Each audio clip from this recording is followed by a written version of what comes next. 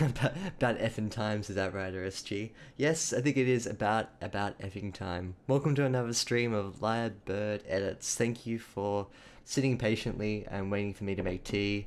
Here I am. Hey, Pumpkin Pie Addict, good to see you. I'm doing good. How are you? And Herringbone, hello. No idea who you are. No clue. But I hope you're well.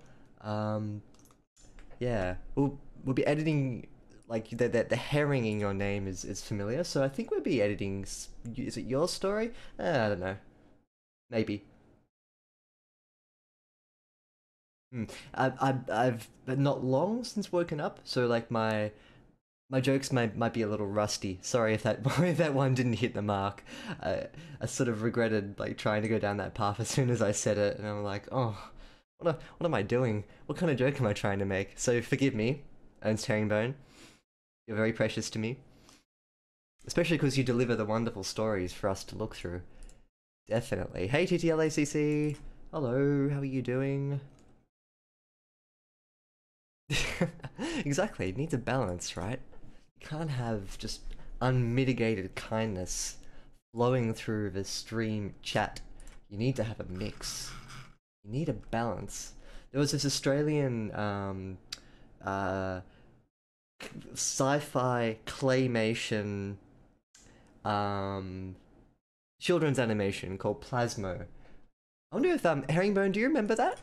You may Plasmo. It's Plasmo was this really wonderful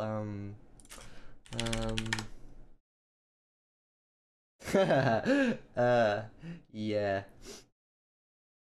I'll see if I can find a photo of it. Hang on. It was insane. Plasmo was just really wonderful. And it was like a really strong piece of science fiction. And growing up, this was kind of like our only dose of Australian sci-fi. I think Australians hadn't figured out that they like sci-fi just yet. Oh no, BuzzFeed article. Okay, it's not good anymore, don't worry. Anyway, address. Yeah, so that's Plasmo. Oh, BuzzFeed. Okay, ignore the BuzzFeed. We don't need BuzzFeed in our life. The carpet category. It's a new and growing subgenre of social streams. Just carpet streams. I actually have some carpet related news.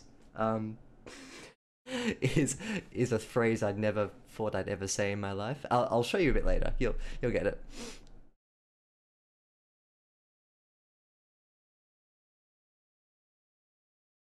But yeah, that's Plasmo. Why was I talking about Plasmo?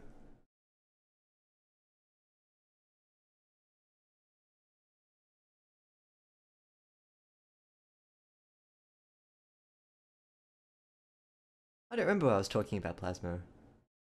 My goodness, I'm a little scatterbrained. Let me scroll down and find the place where we picked off last time. So we were talking with. We talked before. The door. She turns. I don't think I got down this deep. 16 pages. I don't remember being that low either. Of course, could be wet nouns on the top this time. I think page 14. Thanks, Vance. Yes. Oh, that's right. She strolls home, or doesn't stroll home. Uh, she moves from the church or the abbey back home. I think it's here, isn't it, that we got up to? And I commented on the first little paragraph here. So why don't we go back and we'll start here and plow down. Good.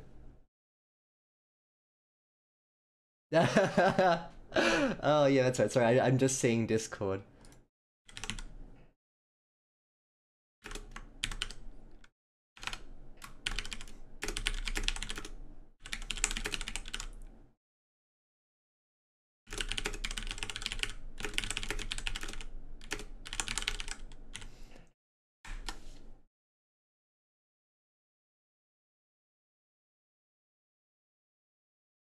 Okay, lots of dialogue in the upcoming pages. I'd like to know if they're interesting enough or too frequent. Okay, cool. I'll use your dialogue with Pablo, with Isabel and Pablo, as like a baseline for how much is too much or too little. Thanks for the heads up. That's a good thing to keep in mind as we start. Yeah, let's start. Before I do, let me check the stream. Everything's fine. The lighting is okay. My face isn't too ugly. Um, yeah, there we go. Good.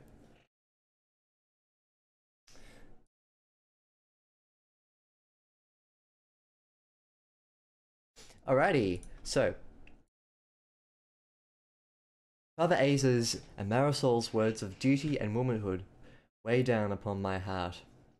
Words of maturity and listening to God, thinking of Mother, of bringing happiness. I pour Arias with Marisol and focus on its sweetness, letting its warmth dissolve the world around me. The walk home is measured in moments of consciousness. A concerned look from a passing woman. A stone rolling underfoot. I'm gonna move the microphone here.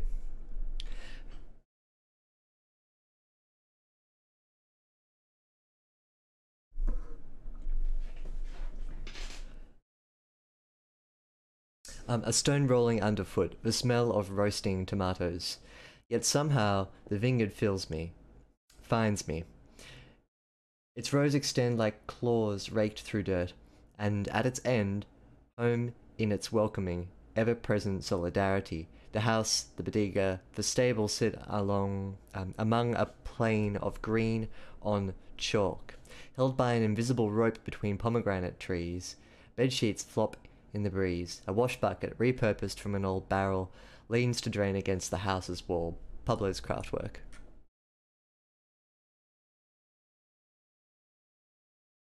Aza.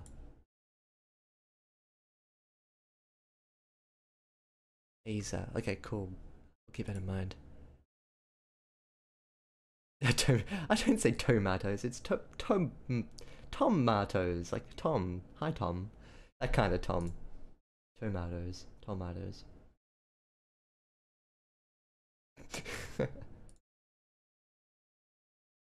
Good. I remember this from last time. I like the little detail you've added. That's good. The pale horizon is fissured by a twist of smoke. It is the time between times. The sun hadn't set, but its heat had faded. Inside, the half burns in anticipation of the coming night. And then I see Maria adjusting her shoes as she crosses out toward the stable. My pace has a pulse. Let us have a moment alone. Bombonsita, I call out into the stable. She turns with a gasp.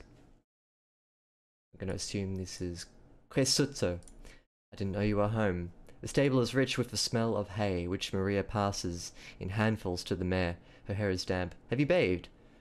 It is an unusual time too. She smells of flowers and perfume too. Yes, and you must too before the water gets cold. He is arriving tonight. Who? A little shy smile on Rose's cheeks. You know. Maria, don't you toy. Him?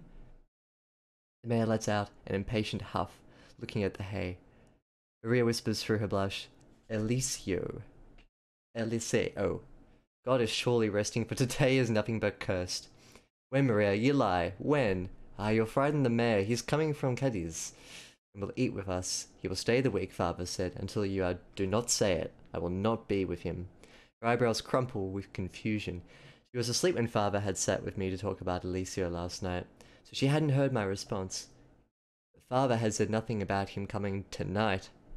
I hadn't let him talk much beyond his initial remarks, and quickly left the room. I quickly left for my room. Maria has never heard me shout, so she hesitates, but you have to. Sophia, Elsie, it's normal, and decided too, isn't it? Decided, Maria? I was never asked. Decided by God. I stare needles at her. Maria, you tell me who has been speaking to you like this. Decided? When Maria searches for words, she bites her lip. The best Marisol said it. She was told it is your fate.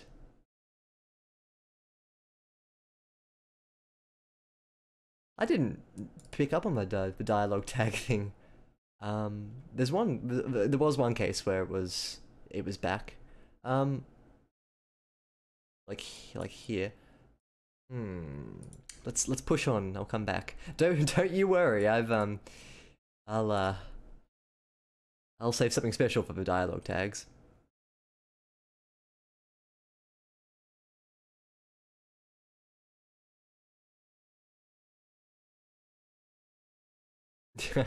Yes, you are a little late. But welcome to the stream, Sayaka. Welcome. Better late than never. Better late than never. Yes, this is the third. This is the third. Um, and I think probably the last. Maybe. Yeah. I think I've probably given Herringbone enough to work with. But we can always come back to it later. Hmm. Yeah, in terms of dialogue tags versus movement of speech, we'll think about that. Let's continue reading through because I want to get to the bottom of where the dialogue ends. Um, when Maria searches for words, she bites her lip.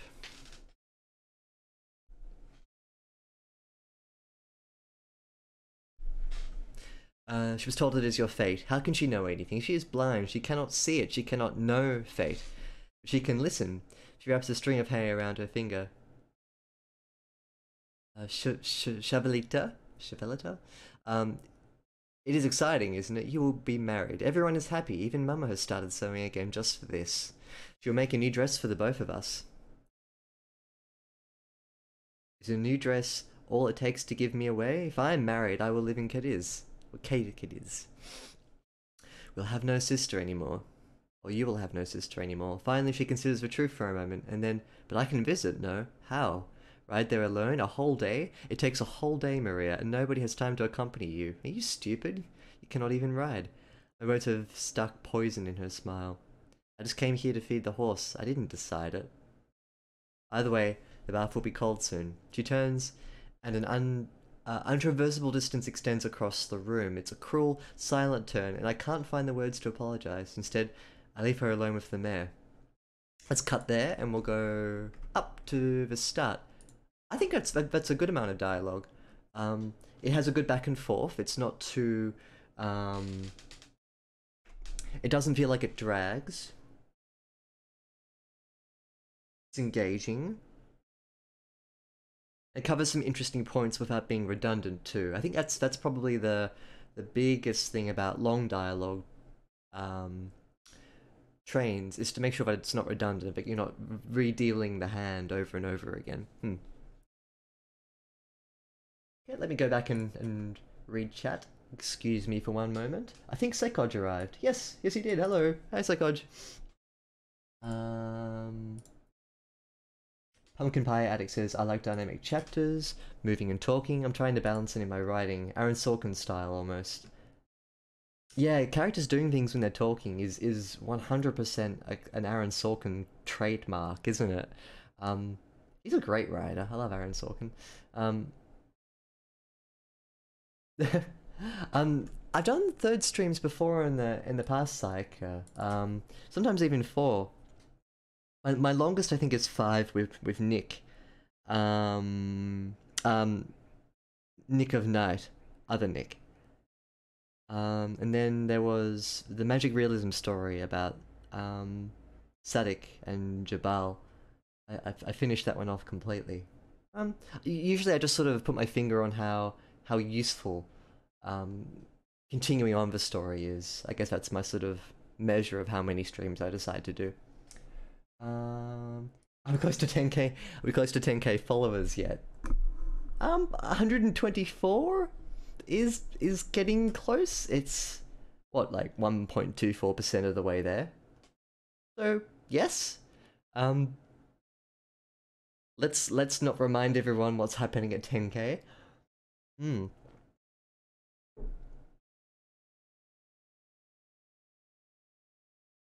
Yeah, Outrider SG says he's been reading The Road with the dialogue woven in neatly with the narrative so you don't miss out on movements. It's a really good technique if you can do that. If you can indicate movement, pauses, and body language just within dialogue, it's a really good um, style of dialogue. I think I agree with Punk and Pie Addict's statement here about this specific conversation needs less and less dialogue tags, but what it could benefit from, I suppose, is instead of declaring who's speaking and how they're speaking, instead we could just put motion and body language there instead. That's crazy. Yeah, the road melting stuff. I saw something in Discord that people had posted. That's weird. That's like aren't your roads designed to not melt? Um, weird. Must be one hell of a heat wave. That's okay, Sai. Your feedback is always welcome. Even when you feel like it, you have nothing to contribute.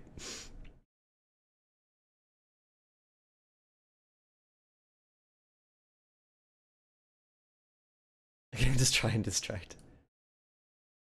Did I say 0.124? Hang on.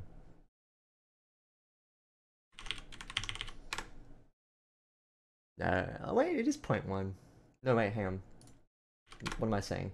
No, it's 0.01, which is 1%. It's 1.24 outright RSG.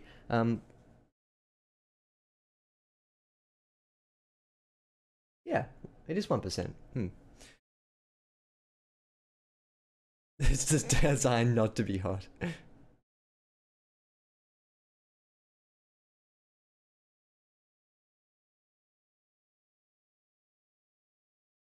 Yeah, what place is designed to be hot?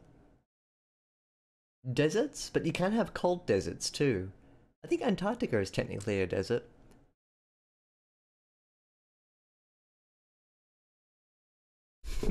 Yeah, 80% of Australia. Yeah. Okay, let's jump back in. Start from the beginning. So, Father Aza and Marisol's words of duty and womanhood weigh down upon my heart. Words of maturity and listening to God, thinking of Mabra of bringing happiness. I pour Arias with Marisol and focus on its sweetness, letting its warmth dissolve the world around me. The walk home is measured in moments of consciousness. So we've got a fairly abrupt change between here and here with one moment she's sitting drinking sherry and the next she's walking home.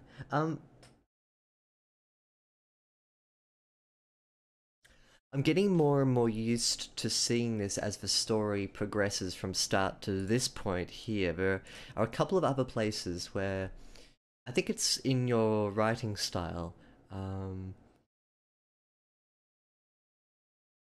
The transition between some scenes can be quite short and snappy. And the more I see it, the more used to it I get, and the more in tune I become to it. So my personal preference is to always extend transitions from A to B, but I think we're at a stage where I can justify to myself as a reader that this is just it's part of your style. That's nice. It means that I don't have to really suggest a change because it forms a consistency with how you've written up to this point. So, I mean, would I like it to change? Maybe, but I'm also happy just being a bit hands off here. It's up to you though. Herringbone, it's up to you if you'd like to keep that sort of choppiness. And I think maybe it's justified by the fact that she might be inebriated. The walk home is measured in moments of consciousness. A concerned look from a passing woman, a stone rolling underfoot, the smell of roasting tomatoes. Yep, somehow the vineyard finds me. Its rows extend like claws raked through dirt, and at its end, home in its welcoming, ever-present solidarity. The house, the bodega, the stable sit among a plain of green on chalk. That's a great, really nice description. Held by an invisible, kind of reminds me of my story. Held by an invisible rope between pomegranate trees, bed sheets flop in the breeze. You could also reverse this sentence and it would be exactly the same meaning. Bed sheets flop on the breeze, held in place by rope between pomegranate trees. A wash bucket repurposed from an old barrel leans to the drain against the house's wall. Pablo's craftwork. You could also colon that instead of full stop. That's doesn't really matter. Uh,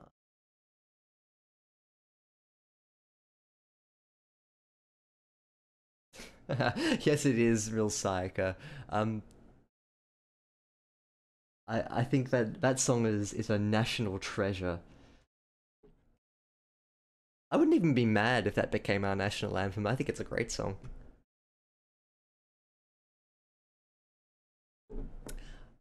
You know, it sort of does remind me of biblical writing. Now that you say it outright, SG, it, Bible stories are quite choppy sometimes, and they have their own sort of hey like a pulse to them. Yeah, and then they also do that as well. I was thinking more about transitions between ideas. There are some sentences in the Bible where, yeah, I think someone needs to sit the author down and go, okay, mate, just comma here, full stop, just separate out your sentences. Sometimes the Bible's just very like, come on, finish the sentence. Um, yeah.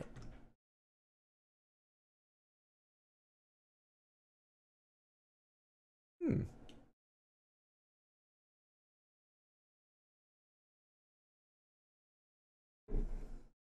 The pale horizon is fissured by a twist of smoke. This is passive. You could get rid of it by saying a twist of smoke fishes the pale horizon, but oh, fishes is um, a very ugly verb because it reminds me of the word fistula, which isn't at all pleasant. Um, fissured. Maybe it's just my connotation. Ignore it. The pale horizon is fissured by a twist of smoke. I think the passiveness of that sentence is good for those who aren't following that. The pale horizon, a twist of smoke. There are two objects in this sentence. This is the subject. That's the object, right? Is fissured by is a passive way of talking about um, this acting upon that, and usually um, we like to say swap it around so that the thing doing the action is at the front. So a twist of smoke fishes the pale horizon. Depending on the kind of language you're going with, though, you can be passive. So let's leave it as is. Cleft was also good, yeah. That's a nice, softer, curvier kind of word.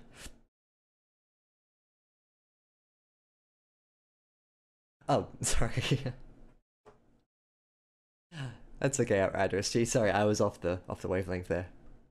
I'm sorry. I'm sorry. I didn't want to ruin the word fisher. I was judging whether I should even say it. I regret saying it. I'm sorry. It is a time between times. I don't get this, says Sayaka. Hmm. Let's read through that again. It is a time between times. The sun hadn't set, but its heat had faded. I think if it was just this, it is the time between times.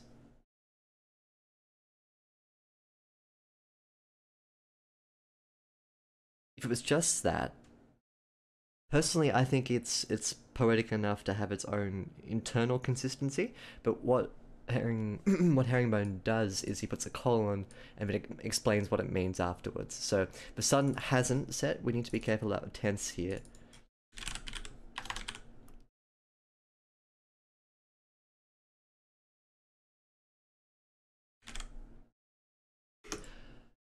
Um, you can keep it in past tense because this is a bit of an abstract. If you bring it into present tense, it means that it's more immediate. I mean, there's no that's not really a major point. Yeah. I think it is time between times works very well. And I think if you're never sure about what things mean, you can kind of look to the second half of sentences here to give you a hand. Don't be afraid to do this as well. If you want to try an unusual way of describing something, plonk it down and then write around it with a description that basically explains it. Hmm. Because for me, this is a very good description of Twilight.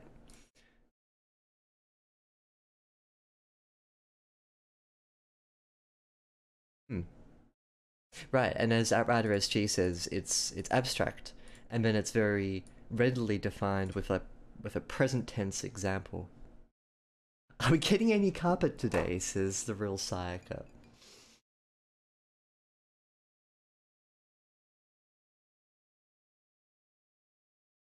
Maybe. I did say at the start of the stream that I do have something carpet related to show you. So, maybe. Which means yes. I'll show you later. That's what we're here for.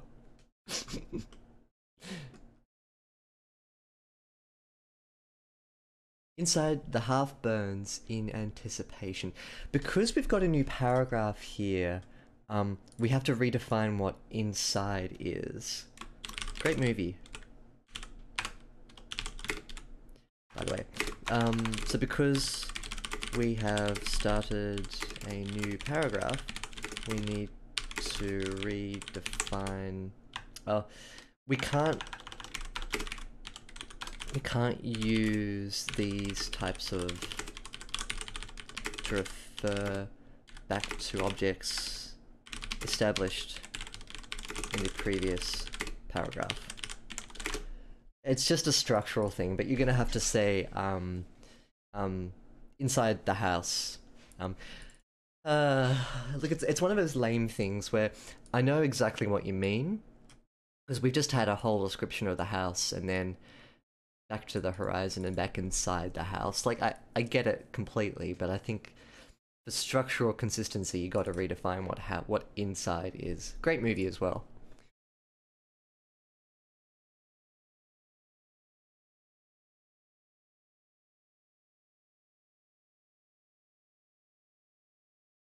Huh? Hang on. What movie am I thinking of?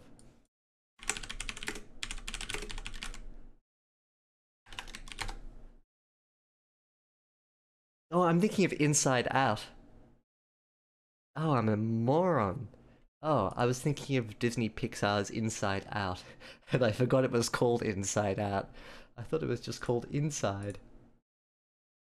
So I'm gonna get rid of great movie, by the way, because I have no idea what Inside is.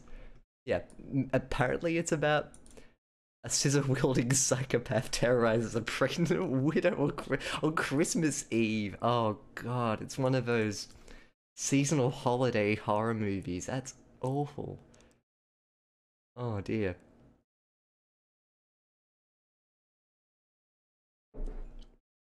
Yes, we have. We did it last stream, but I wanted to restart it. And then there's a big chunk of dialogue here that we've already read through as well. Um, yeah. Inside Out, great movie. Inside, don't know. No comment about the movie Inside, except that it sounds awful. Um,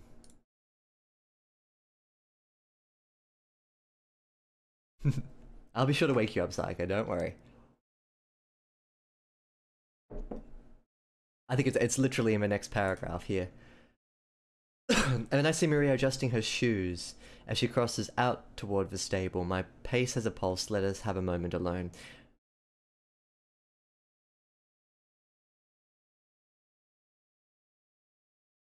I think this is okay. Yeah. Well, Bonsinto, I call aloud into the stable. She turns with a gasp. Kasutsu, I didn't know you were home. Maria is young, isn't she, Herringbone? She's like, I think when I first saw her character, I think she was described as someone who was younger than her. I'm thinking like 8 or 9. I don't know what I'm basing that off. Um, the way that she talks as well makes me think that she might be a little bit older. Do you have an age for her?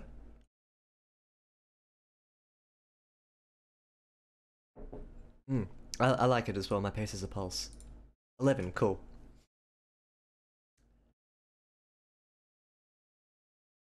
The stable is rich. Um, Stable's rich with the smell of hay, which Maria passes in handfuls to the mare. Yep, comma witch, that's fine, handful to the mare. Her hair is damp. Have you bathed? It is an unusual time to. She smells of flowers and perfume too.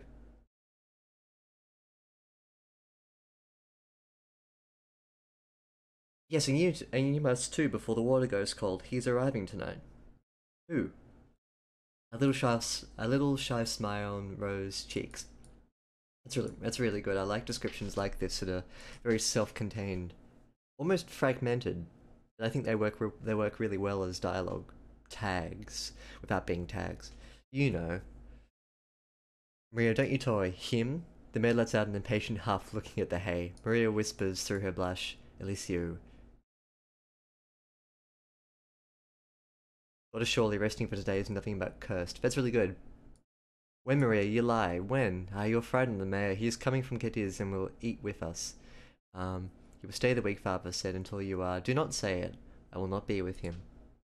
Eyebrows crumpled with confusion. She was asleep when father had sat with me to talk about Alicia last night, so she hadn't heard my response. But father had said nothing about him coming tonight. I hadn't let him talk much beyond his initial remarks, and quickly left for my room. Maria had never Maria has never heard me shout, so she hesitates. But you have to, Sophia Elsa, it's normal and decided too, isn't it? Um,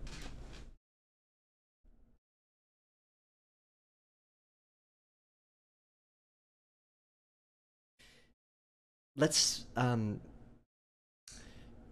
couple of things.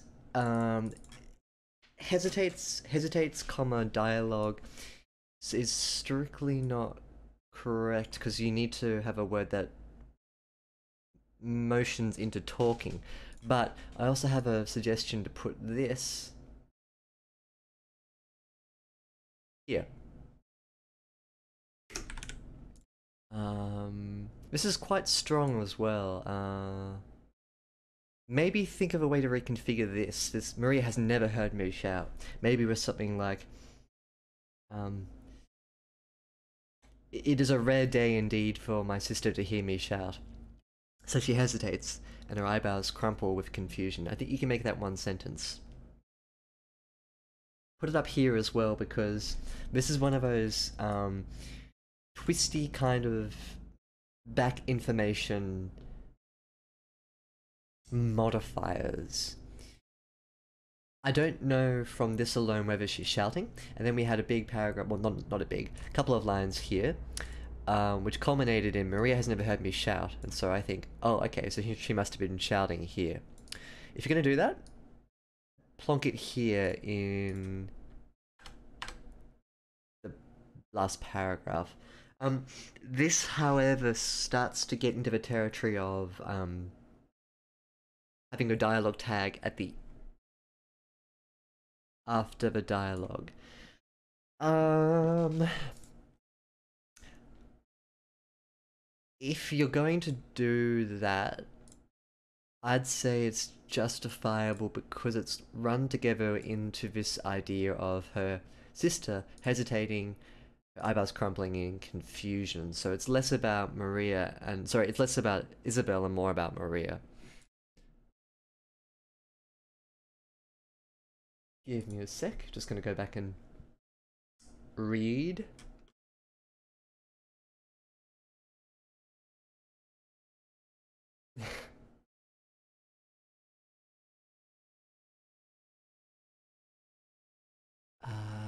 Where's this ellipses? No, not the second one, the first one. Where's the first one?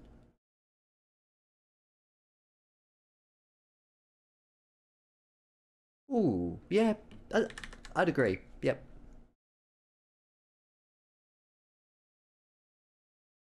Yes, that's right. They did. And that's how. This is Sayaka's point. I think the Germans gave the Australians the nickname the Rats of Tobruk because they wouldn't die.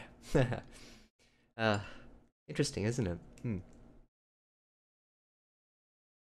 My shot surprises Maria. Hmm.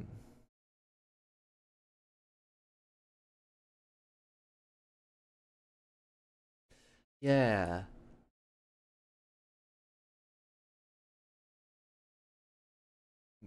Cool. Got it. Hmm. It's. Hmm.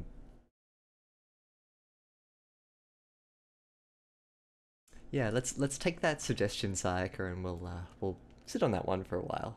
We'll consider it.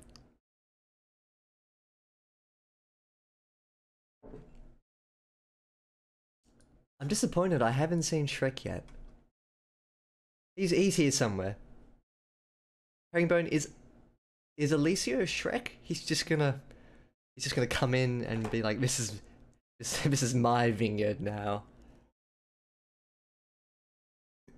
Nice little literary twist there. Hmm. Just sprinkle in just a bit of Shrek, just a bit. So Outrider SG actually raised a good point here about my shout surprises her, or my shout surprises Maria. Now, versus Maria has never heard me shout, so she hesitates. That There's a definite advantage to doing what Outrider SG suggested, and that's to keep the narrative lens focused in the present.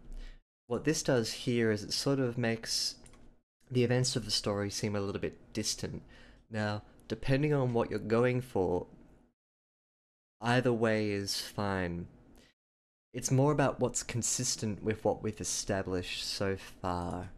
And I'm 50-50 on it. I think I'll leave that one up to Herringbone. If he wants to keep the dialogue, if he wants to provide a feel that it's happening in the present, and Isabel is trying to sort of make sense of everything as it's happening, versus the style of narration where she is kind of one step removed from events and she's processing them in a bit more of a holistic sense. Because of this, where she's with Marisol and then walking home very quickly, I would suggest that maybe changing it so that it reads like it's a bit more in the present tense might fit with that first section, but I'm not going to belabor the point. I think it's quite minor overall. But it's one of those things that the more of it that you do, the more you'll see it popping up in the narrative, and that contributes to the overall voice. So just keep it in mind, I guess. Yeah.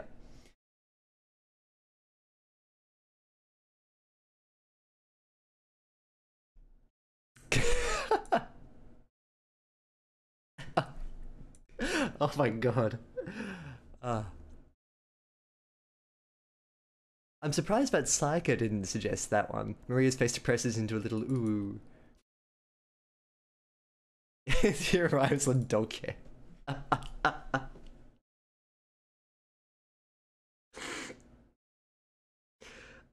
I couldn't think of a more fantastic way to ruin this story than to have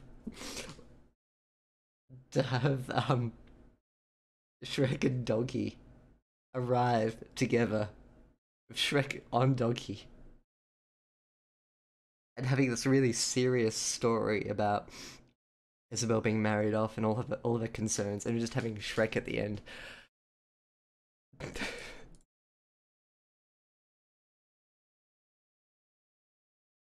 I really want to see this. Um, I sort of picture Alicio as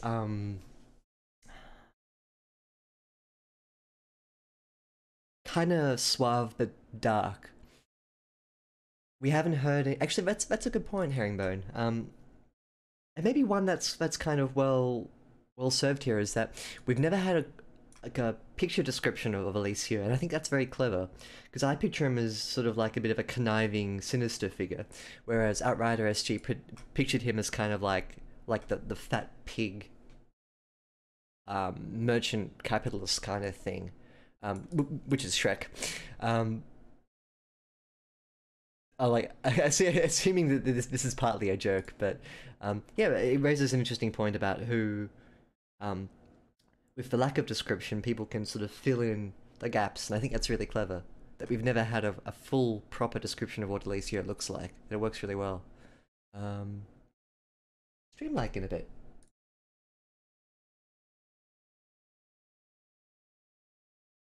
It shouldn't be right now, but it may have been just then. I have dropped a few frames. Oh, that's why. Because I moved my phone. Sorry. It should be okay now. I moved my phone. Now it's back in its corner. Um, hit refresh and tell me if it's streaming now. So Arado SG says my thinking. Oh, bye bye. My thinking was that saying it in the present removes the implication that she has never heard her shout, which strains credibility. Yeah, that last point as well is probably the biggest reason why it's worth changing as well. Shrek being a weeb. Yeah, Puss in Boots would fit the mold. That's a good point. Pumpkin Pietic says disgusting fat guy. Yeah, yeah. Hmm. Interesting, right? Actually, good. Yeah, good point, Psycho. It wasn't you. I was. That's weird. Usually, you start the Shrek discussions. Yeah, good. We've come full circle. Let's press on.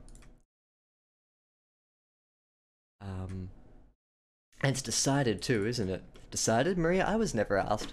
Decided by God. I stand needles at her. Maria, you tell me who has been speaking to you like this. Decided.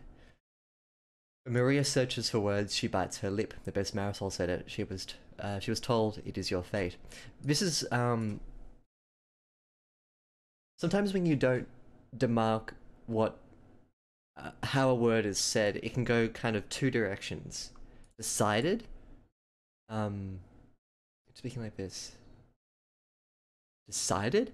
Decided. Like one's can be like disbelieving, and the other is more sort of poisonously questioning. I think it's fine either way, because you can have your reader kind of patch in what Maria may be, sorry, no, what Isabel may be thinking, and how she would say this just from what we think we know about her character. Um, just give me 1 second. I hear something squeaking. I don't know if someone's cleaning a window or if it's my dog crying. So let me go back and check. Back soon.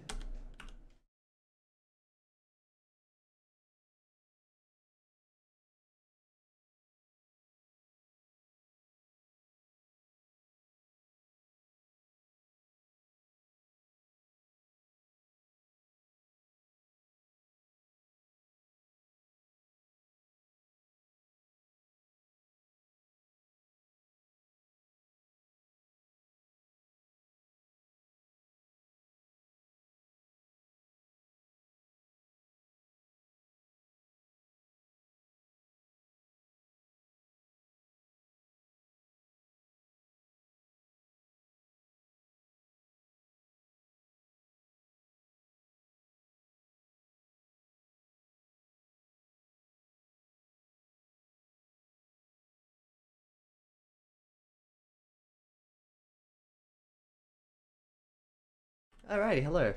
Yeah, it was my dog. Um, she's being a goose. Um, someone's having porridge in front of her, and my dog's personality is kind of like it's just food in an abstract sense, just crammed into the head of a beagle. Um, and she sits patiently and waits for food, and then when she runs out of patience, she pretends like she's never been fed in her life, and she starts she starts crying.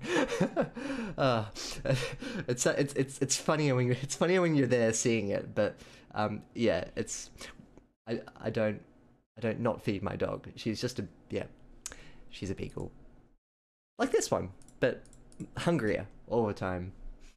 Um, the carpet is smoking.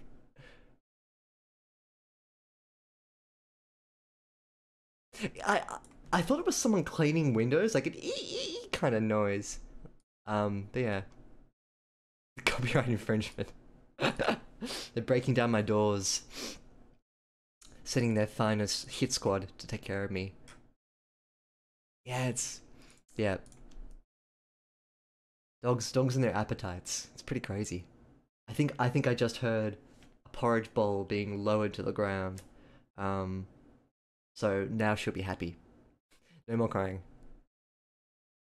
Mm. Wow. That's really interesting. Yeah, it's probably as you said, it's probably the nose, isn't it? Ah, cool. Will your dog sort of complain if he doesn't get fed? Like, will he woof at you and follow you around and cry, um, or will he just be really stoic about it? Hmm. When Maria searches for words, she bites her lip. So yeah, the point I was making here about decided was that sometimes if you don't strictly need to declare how people are saying things, because if you leave it up to your reader, they'll piece together um, what they know about the character and imbue it into the dialogue. When Maria searches for words, she bites her lip. Abbess Marisol said it. She was told it is your fate. How can she know anything? She is blind. She cannot see it. She cannot know fate, but she can listen. She wraps a string of hay around her finger. Chevalita, it is exciting, isn't it? You'll be married. Everyone is happy. Even Mama has started sewing again just for this. She'll make a new dress for the both of us. This should be new dresses for the both of us. Um, I don't know what this is. I feel stupid for not knowing. Mind if I just do a sneaky Google?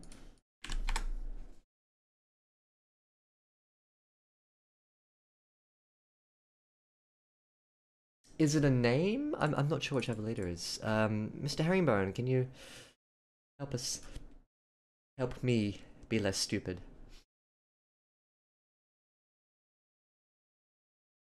As a new dress all takes to give me away. Ooh, brutal. If I am married, I will live in Cadiz. You will have no sister anymore. Finally, she considers the truth for a moment, and then, but I can visit, no? How? Ride there alone a whole day? It takes a whole day, Maria. Nobody has time to accompany you. Are you stupid? You cannot even ride. My words have stuck poison in her smile. I just came here to feed the horse. Mule? Is a horse and a mule's different, isn't it? I know a donkey's different. Um, a donkey is a donkey a horse and a mule, or is a mule a horse and a donkey? I don't know. I'm not lyrebird agriculture. Well, lyrebird as animal husbandry. I could branch off one day. That'd be interesting. But right now, I don't know the particular points of mules, except in Zayn Said's story about the mountain.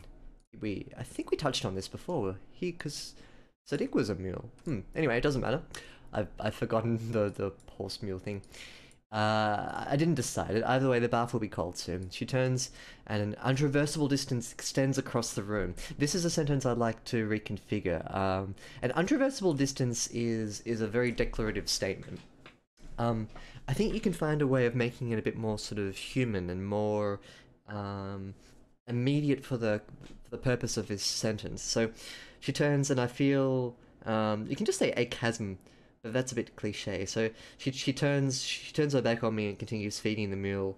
I've never felt more apart from my sister than I have at this moment in my life. If you put something more personal in there rather than just sort of declaring that something's happening, so a chasm opens up before us is one way of saying it, but you can also just also declare the bare fact of I've never felt more apart from my sister. I think that might be a bit more sort of human.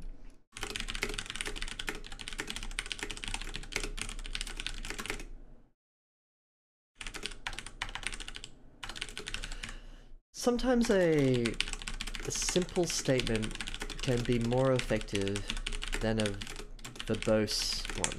Effectively, both mean the same thing, but the emotional implication is different. Yeah, that's my suggestion here at least. Oh wow, people are talking.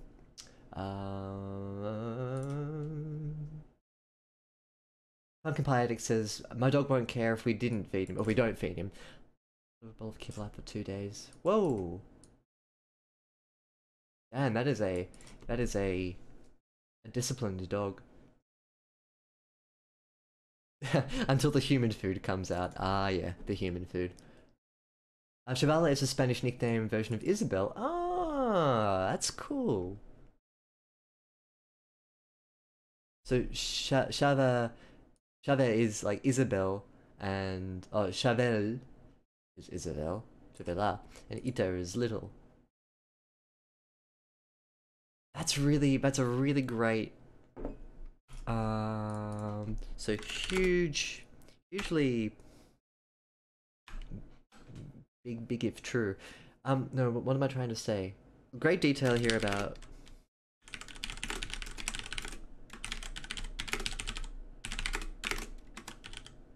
Plus Ito meaning little. I don't know if your reader can pick that up from just reading it vanilla, unless they've got some sort of Spanish influence in their lives. Can you think of a way to push forward this information to the reader so that they understand it? Otherwise, I fear the cleverness of this great name may be lost on stupid people like me. So for example, what I'd suggest is so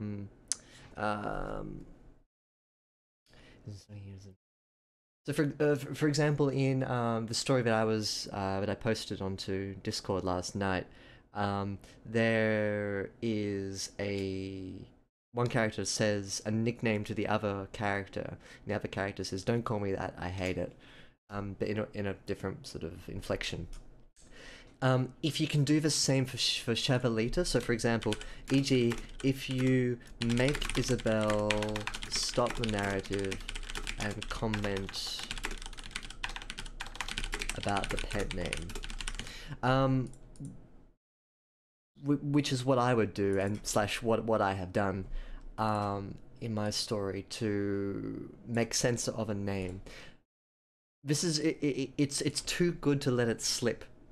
I really like it, so I want people like me to be able to understand it as well. So in that case, you want to go full stop, break off a dialogue, and then make Isabel go, "Geez, I really hate it when my sister calls me little Isabel." But you don't have to say little Isabel, just like calls me that nickname. I'm not a little child, for God's sake. Something like that, to sort of bite back at it. Yeah, that's my suggestion here.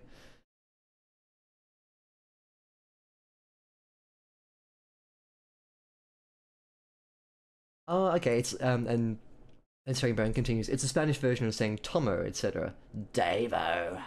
Okay, cool.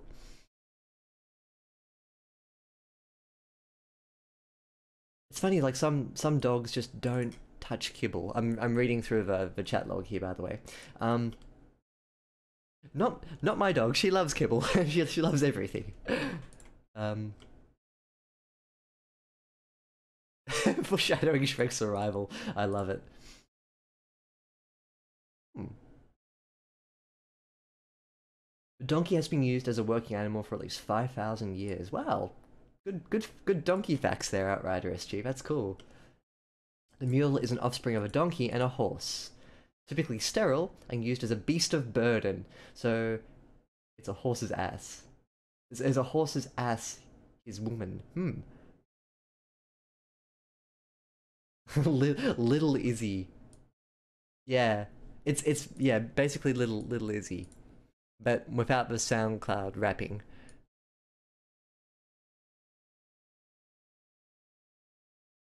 That's also a really good way to do it, to double down and repeat it in English. I've seen a lot of people do that when they have this unpronounceable foreign word, and then um, they double it down in English. Now, that doesn't happen in real life dialogue. Nobody would do that, but it's often very common in stories to use this approach as well.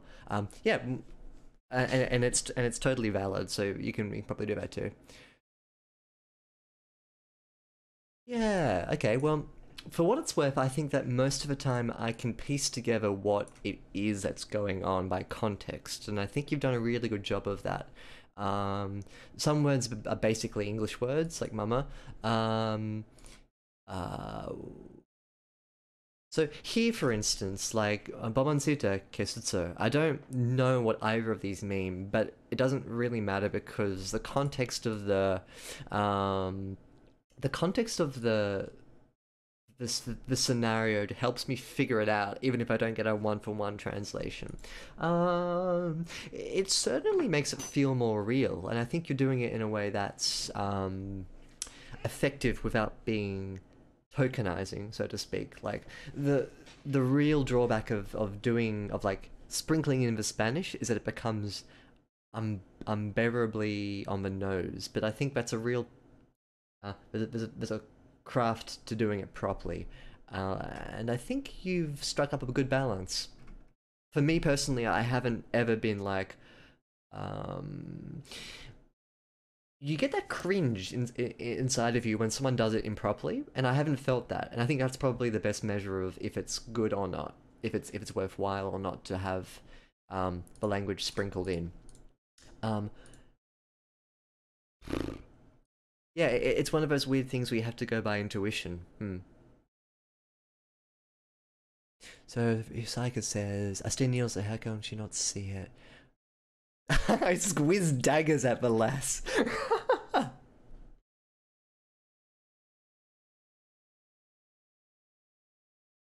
Holy shit. Wow. And Saika, you said you didn't have anything positive to contribute to the stream. Look at that. That's amazing.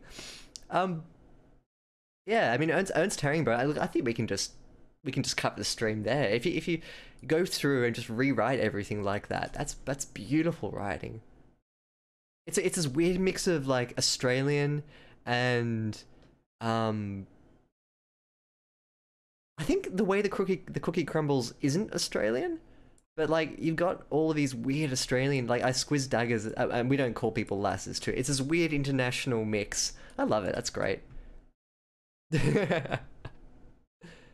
I take my hat off to you. That's wonderful.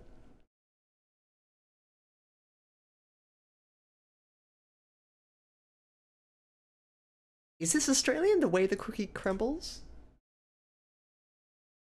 That's the way the cookie crumbles. That's American. Yeah, I thought so. If you want to give it an Australian twinge, you replace cookie with Anzac Bicky. Yeah, that's a good one. An Anzac Bicky.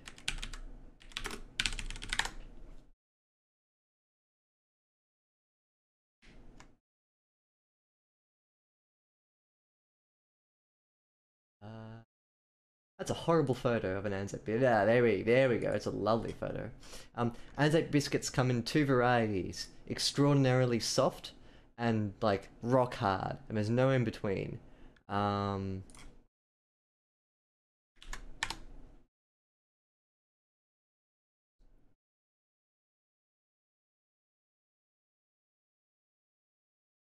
what's FNQ? I'm lost on that one. But yeah, Anzac biscuits, nice. Let's get back into the edit. Um,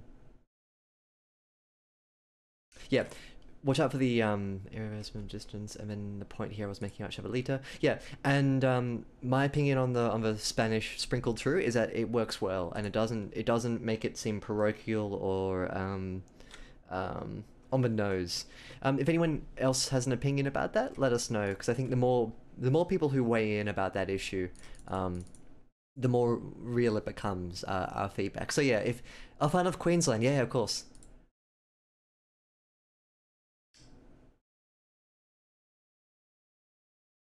Yeah, I mean, yeah, it's not too late to change it to Far North Queensland. You've just got to get rid of the vines and replace it with sugar cane. Um, yeah, it could work. Snickerdoodle with oatmeal. Yeah, I think it is. I think it's a snickerdoodle is is a type of cookie made with butter or oil, sugar, and flour, and rolled in cinnamon sugar. Do we use cinnamon sugar on our Anzac biscuits? Biscuities. Yeah, no cinnamon. Golden syrup, desiccated coconut, and oats. Yep. Slightly different. Yeah, so I think it uses oatmeal instead. Mm. Baking soda, apparently. Um, the bathtub is kept. Instead, I leave her alone with the mare. Okay, let's push on. We'll start from here and we'll do a bit of reading. The bathtub is kept by the rear door. I remove the cover and tow the tepid water. I could ask for mother to boil another pan of water, but that would invite discussion. The copper tub, big enough for two, lets out a dull, resonant thong as I stretch my legs out to the other end. Sorry, just having a think for a moment. Um,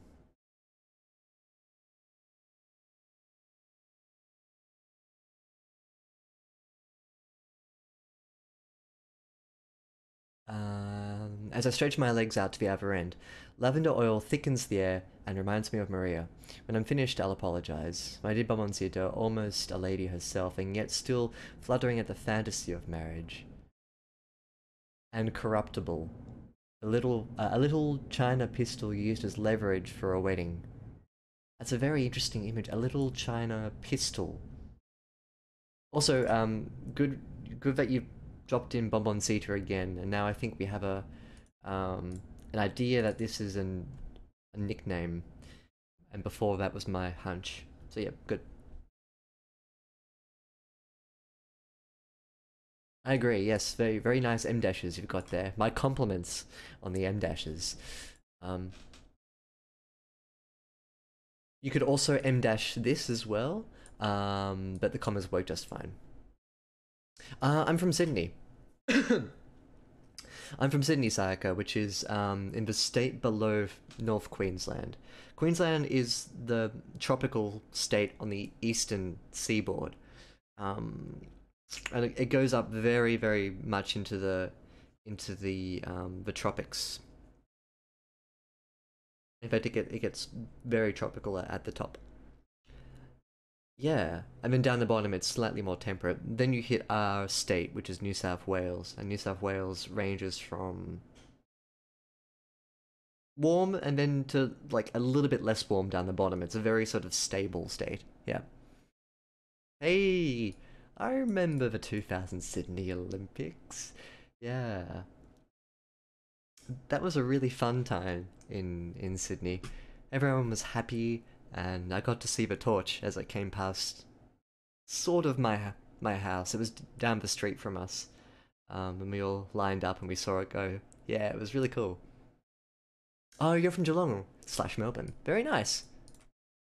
Very nice. It is a lovely city, Melbourne. Very nice. So you're a cockroach. Ah, some would maybe make that comparison. Maybe. Hmm. Yeah. So for those who don't know, Melbourne is Australia's basically second major city, but it's sort of on par in a lot of ways with Sydney. It's probably got a better culture, better nightlife, but we've got better beaches. So you know, it's sort of it evens out. We like to give each other a bit of shit every now and then. Dodge had to pass eventually. Well, you're not wrong, but we do have the occasional road that goes into the country as well. Oh shit! Oh my god, it's on. We're gonna just fling shit at each other from now on. It's the Great Sydney Melbourne War. How's that weather down there, mate? You enjoying your 5 minutes of sunshine before your your 5 minutes of icy wind and rain? Yeah, but in all seriousness, Melbourne's weather is notoriously crap. Sorry, we'd give you some of ours, but you know yeah. You can come back at me with house prices and things like that, and we can call that even.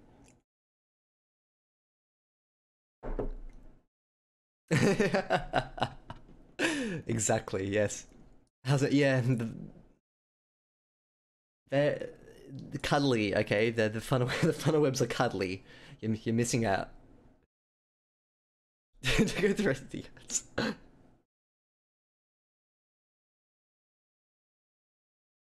Alrighty, let's get back in. That's right. I got distracted with a little China. A little China pistol uses leverage for a wedding. A marriage ordained and spoken through Marisol.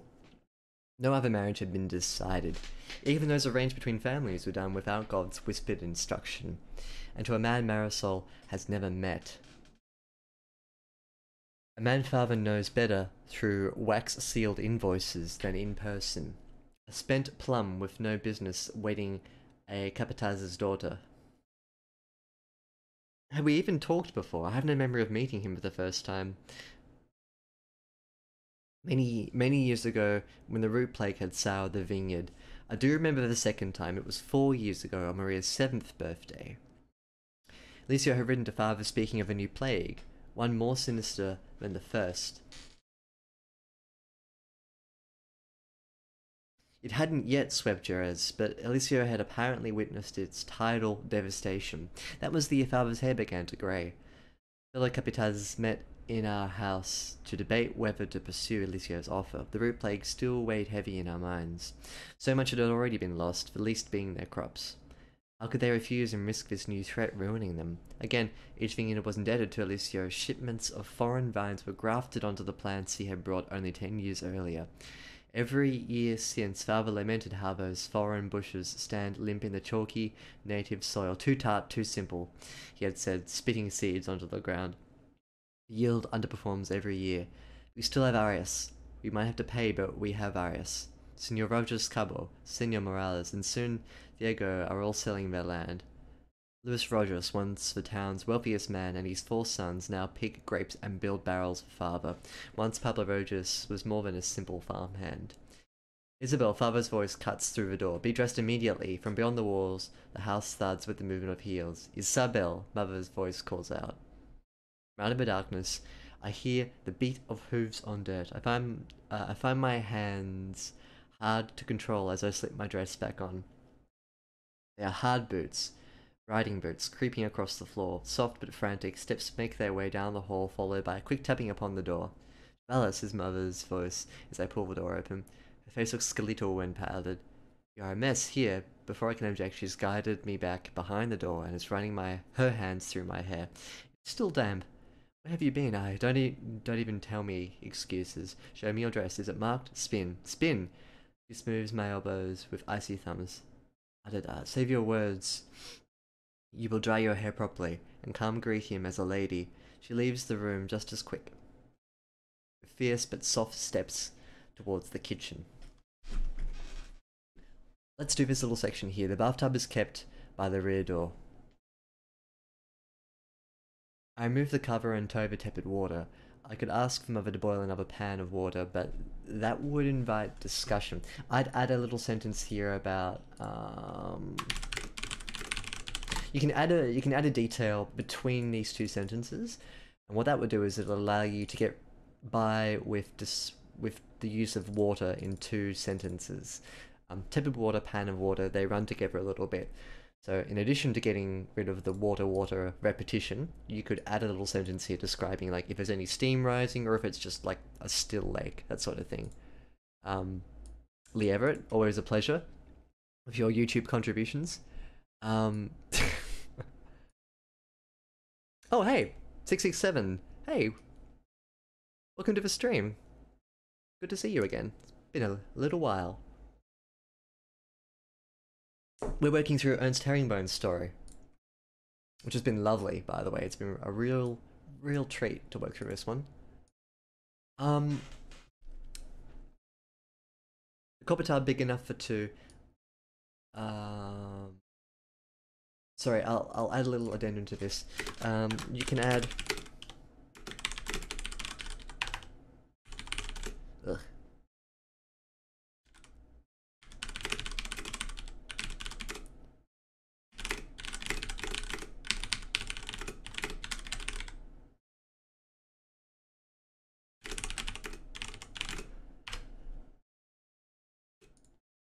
I think I explained what I meant there, yeah. Solidar is no thong as I stretch my legs out to the other end. Lavador thickens the air, reminds me of Maria. When I'm finished, I'll apologize. My diplomacy to almost a lady of self, yet still fluttering at the fantasy of marriage, and corruptible. A little China pistol uses leverage for a wedding. Now, I really like this because I don't fully get it, but I like how it's encouraging me to think about what it means. It's not a clear image, but it's a very strong one, and I like how strong and forward it is. Used as leverage for a wedding. Now, is she referring to Maria or herself? Used as leverage. Maria or Isabel? I'm not really sure which one is which. It could be both. I mean, they could both be used as leverage. A marriage ordained and spoken through Marisol. No other marriage had been decided. Even those arranged between families who down without God's whispered instruction, and to a man Marisol has never met. A man-father knows better through wax-sealed invoices than in person. A spent plum with no business wedding a capataz's daughter. Be careful with the run-on sentences here. This works, I really like that, and I like this too, but then it starts to fall down with a spent plum, because these run-ons here connect the same idea. This is a disconnect because it pivots into a new character. No, sorry, it doesn't. Let me read it again. I think I'm wrong. Even those arranged between families were done without God's whispered instruction. And to a man Marisol has never met, so that links Marisol with Alicio. A man-father knows better through wax-sealed invoices than in person. I think that's kind of maybe the limit that you can run on. Just put here's. Have we even talked before? I have no memory of meeting him for the first time many years ago when the root plague had soured the vineyard.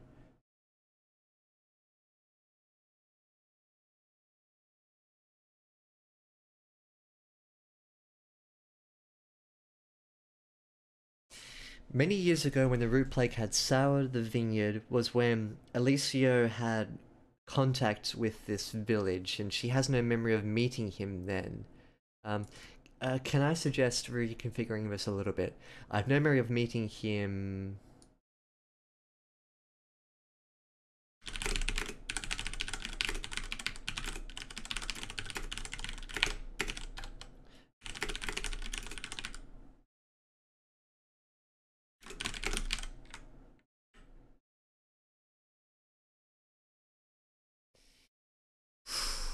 I suggest splitting it.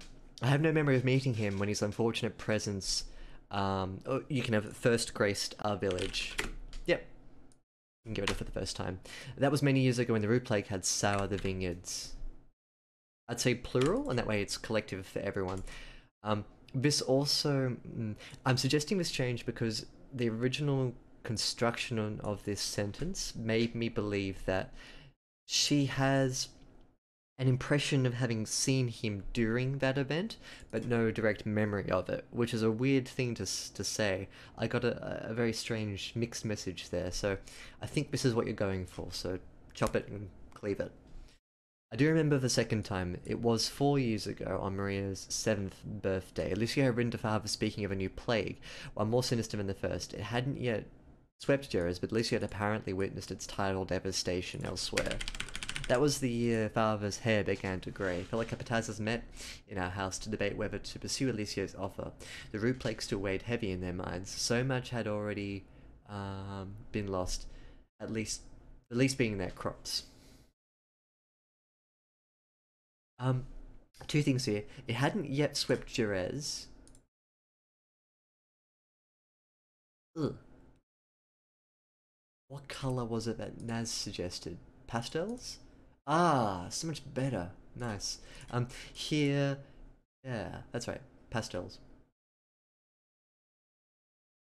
These two sentences here don't strictly contradict each other, but they provide slightly different um, pieces of information that I'm not sure how to reconcile.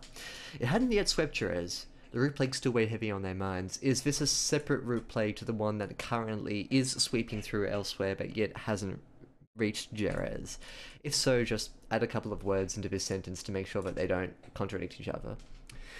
So much had already been lost for least being their crops. How could they refuse and risk this new threat ruining them? Again, each thing he was indebted to Alessio. Shipments of foreign vines were grafted onto the plants he had brought only 10 years earlier. So it sounds like he's poisoned this village's livelihood, basically, and ensconced himself within... Good word, by the way, ensconce.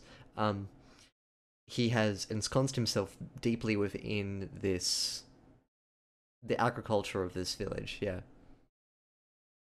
Ah, okay, cool, yep, nice. Just clear it up and make sure that you're definitely mentioning two separate events. Now, the other thing, I think,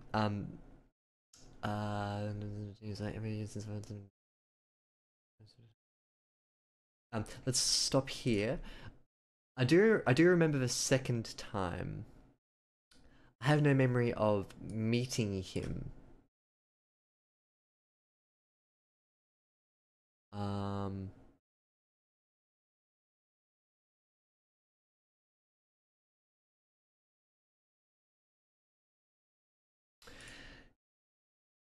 this paragraph starts off with the idea that Isabel is talking about her direct recollections of this man. I have no memory of meeting him implies that the corollary to that first fact. I do remember the second time, for instance, is directly going to be a story about meeting him, but then we get quite a sort of objective recollection. So, for example, in our house, the way this paragraph, excuse me,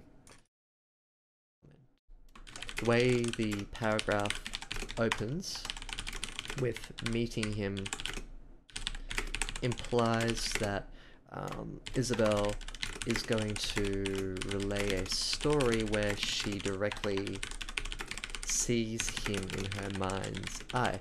So here, for instance, I was expecting to be invited to witness a memory wherein Alessio is at the head of a table talking business with the heads of vineyardists, the grape growers, basically. What we get instead is a bit more of an abstract here. Oh, all good.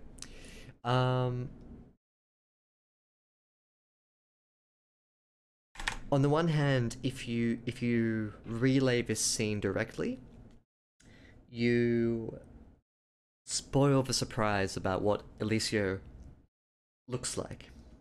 On the other hand, you could do it subtly. So instead of describing him as a fat pompous buffoon or a dark brooding, Machiavellianly evil kind of character, you can describe something really basic or specific about him, like the way that he sits at the head of a table like he owns the place and he taps his fingers in tune to some sort of song that he's got inside his head, as if he's sort of conniving and plotting something. So he's sort of tapping away. you can have it both ways. You can describe him in a very sort of shadowy way with something very specific, while at the same time relaying the same story here.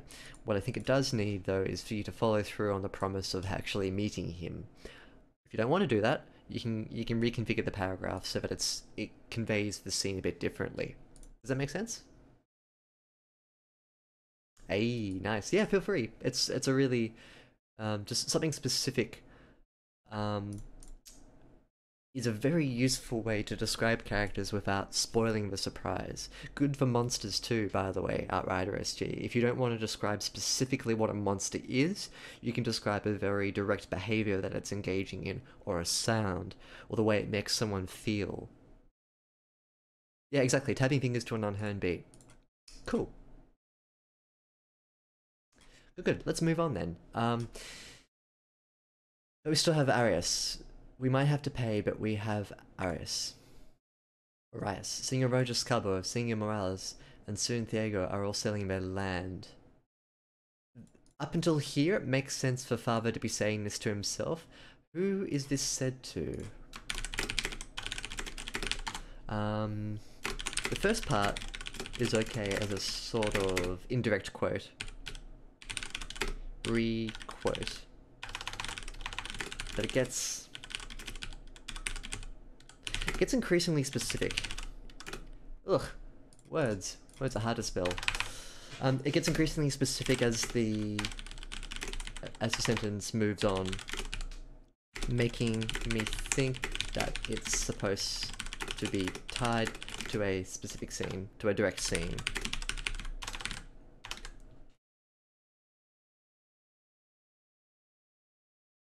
It's quite sad, isn't it, what Elisir's done? Let's move on. Isabel, Father's voice calls through the door. Be dressed immediately. From beyond the walls, the house thuds with the movement of heels. Isabel, Mother's voice calls out.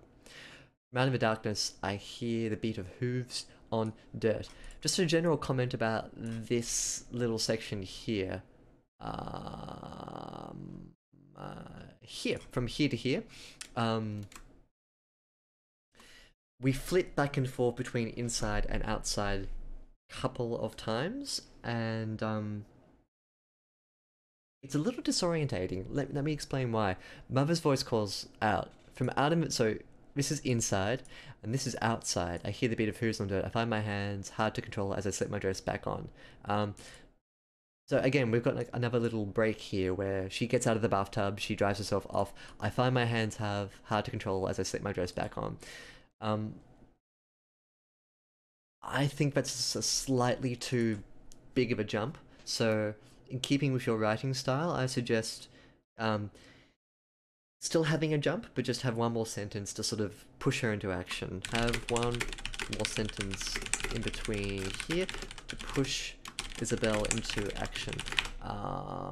So that could be getting out of the bathtub, drying herself, etc. It could be anything you want.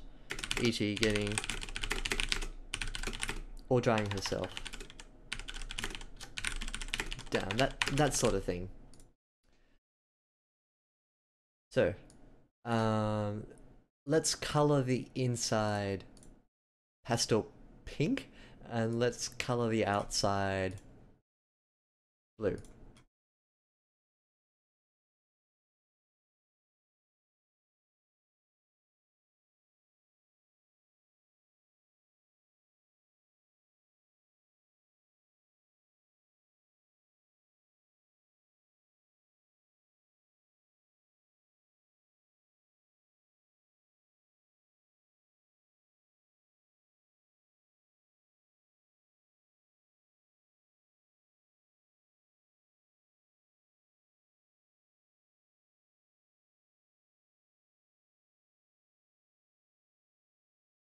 Um, here's what's happening with my perception of the scene. In out, in out.